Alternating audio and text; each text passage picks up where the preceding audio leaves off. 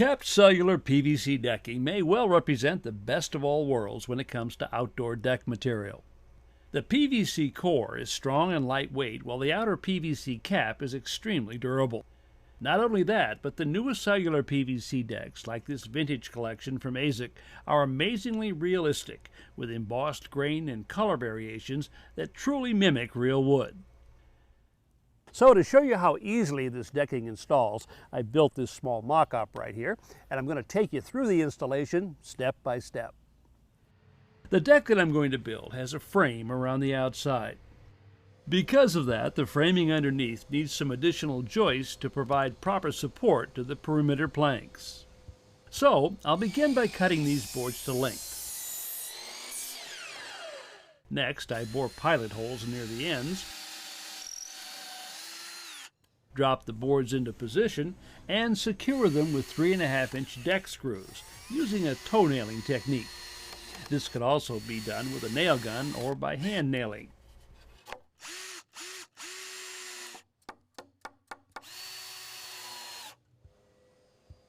Next, I measure the deck, set my miter saw to make a 45-degree cut, cut miters on both ends of the first frame piece,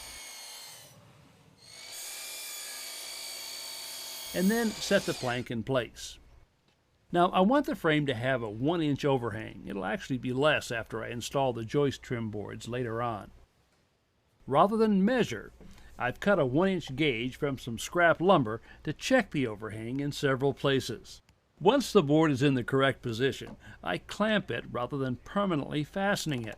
Then move on to the remaining 3 frame sides. The clamps allow me to make minor adjustments to ensure that the miters are properly aligned and snug fitting. I'll be using the Cortex hidden fastening system to attach the frame pieces. The system consists of a special self-countersinking screw, a setting tool, and color-matched plugs that conceal the screw hole. These screws are self-tapping and require no pre-drilling.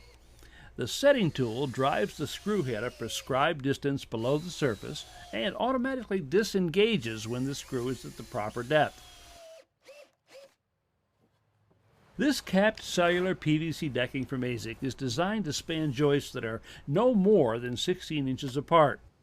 I measure the space inside the frame, transfer that measurement to a temporary fence I've set up on my portable miter saw, clamp a stop block in place, select my first decking plank, slide it up against the stop block, and make the cut.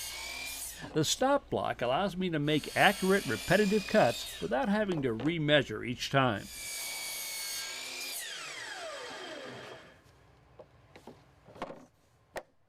This conceal lock clip is part of the second fastening system I'm using on this deck. The clip engages a groove on the side of the plank and is positioned over the center of the joist.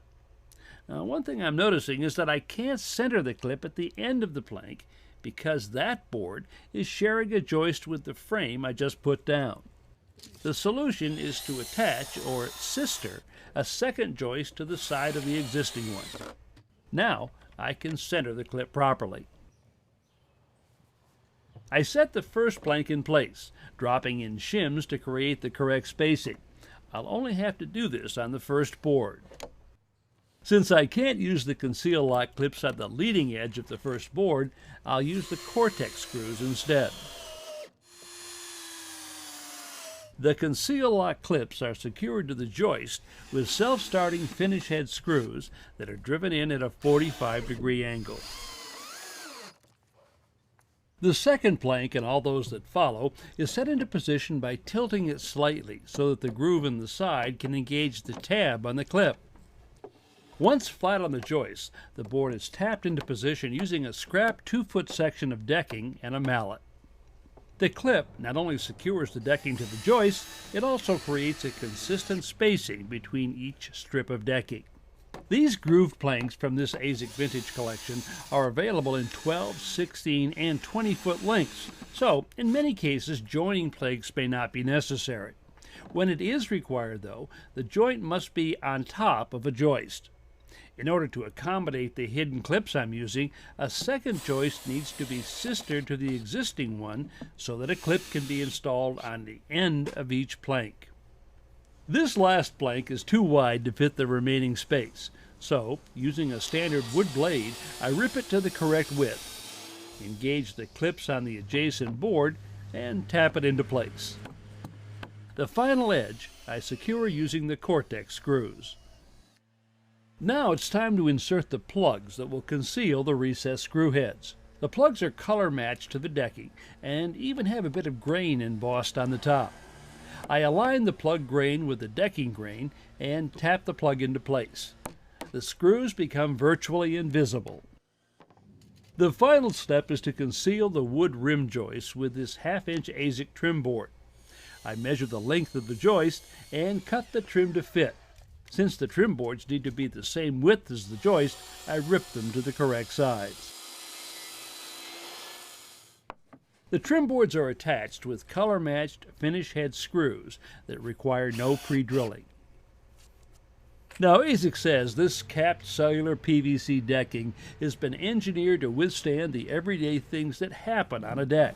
So I decided to put it to the test. First, trying to mark it with patio furniture, then attempting to stain it with spilled oil and even ketchup. Everything cleaned up without leaving a trace. And even though the deck is remarkably water repellent, it's not slippery even with water standing on the surface. Well, this is one deck that seems to have it all. Realistic good looks, rugged durability, and freedom from the usual deck upkeep and maintenance.